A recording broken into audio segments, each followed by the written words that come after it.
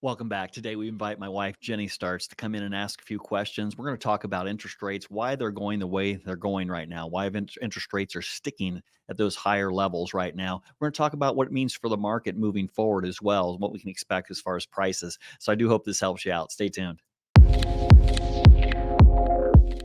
I get asked a lot just when I'm out and about. People say, "Oh, tell me about your family or your husband." And if I mention that you're a mortgage broker, Right. everyone is just talking about rates right now. Rates. Oh, our rate's going to go up, our rate's going to go down. Is this going to happen? I'm going to wait for the rates to go down. I'm going to wait for those houses to go back to like 2007 prices. Right. What should they be doing? Yeah, that's a great question, Jenny. I'm glad you asked it. I hear it every day.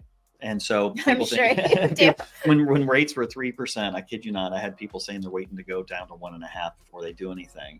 I'm waiting for them to go to zero. Right. Mathematically, that's not going to happen for mortgages for many reasons. And if there's a long explanation for that. Banks have their cost of funds, and they have to have a profit margin, all those types of things. And so, and there's got to be a reward for that risk of lending money out, things like that. There's a number of reasons why it could not go further down, because rates were essentially at zero. The Fed's run rate was technically 0 to 0.25. So it was almost free money that the banks could get and then lend. And so it was to keep the economy from collapsing during COVID, right? And what that caused with all the stimulus money that was coming out, it was inflation, right? Because, I tell people the way to explain this is, if you can imagine, the country being a family, right? So we're all at home on our couch, our family, and we're all sitting watching Amazon Prime or something with masks on. No one's producing anything, yet everyone's getting a check in the mail. Right? To spend things, right? And they're shopping on the Home Shopping Network or whatever. So they still want to purchase things. They don't have anything to do. And so when everything's shut down like that, as a nation or as a family, we're not producing anything. If you want to go buy a pizza, like, hey, is anyone still making pizzas? That's our supply chain, right? There's only a few making pizzas. The supply's down. We've got this money now. I want to buy a pizza. You want to buy a pizza, and it's $20. But you know what? I want to buy the pizza more than you. And the pizza company gets a word of that, and so they say, hey, we're going to make pizzas $40, and well, I got 40 because I'm getting more checks in the mail, right? And so there's money flowing in, so the supply of money and the supply chain issues caused a massive swing in inflation. And they thought that was going to be transitory, and there's a lot of technical things around that. But now we're seeing this pendulum swing back, where we got to raise rates to keep inflation down. And that's what the Fed's been trying to do. So inflation's come down. Peak was in the 9% range. On the last CPI report, it came in 3.7%. So inflation has come down. That's already kind of getting under control. The thing right now, we've got the deficit right now. So they've got to auction all this debt that we're in as a government, and we got to compete with that with mortgages, because institutional investors say, hey, should we put our money in treasuries or and help fund the government, or do we buy mortgages? What's the best for our clients? If you're managing a pension fund, for example.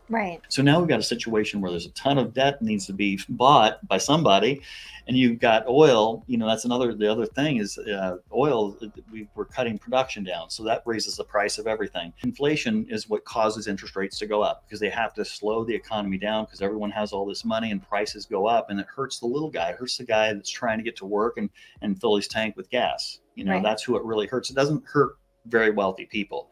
Going from $80 to fill a tank to $120 a tank isn't going to affect their world. But someone that's commuting every day, it impacts them. Somebody that, has a family of 6, they're trying to feed them.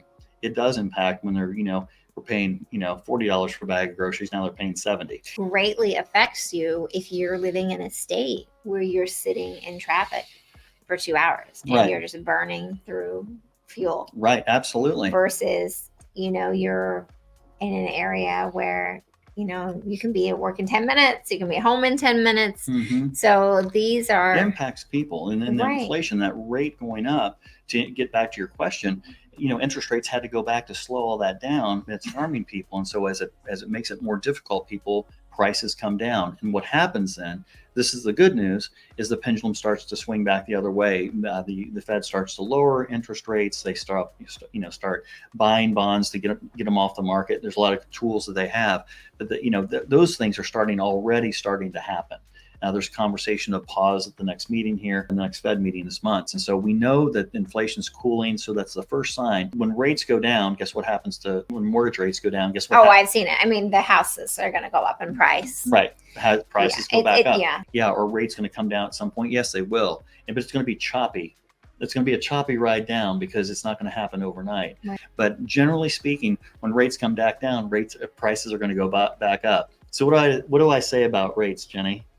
You say date the rate. That's right. Date it. You're not marrying your interest rate. Yeah, you don't marry it. Thank you for tuning in today. I do hope this information helped you out. If it did, please be sure to subscribe to our channel and ring that notification bell so you don't miss any updates. Thanks again, and we'll see you soon.